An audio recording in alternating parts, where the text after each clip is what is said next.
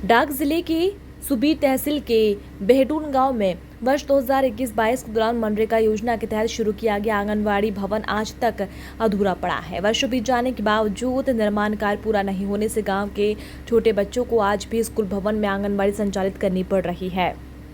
इस मामले को लेकर ग्रामीणों में भारी नाराजगी है और मनरेगा के तहत हुए निर्माण कार्य और उसकी निगरानी पर गंभीर सवाल उठ रहे हैं।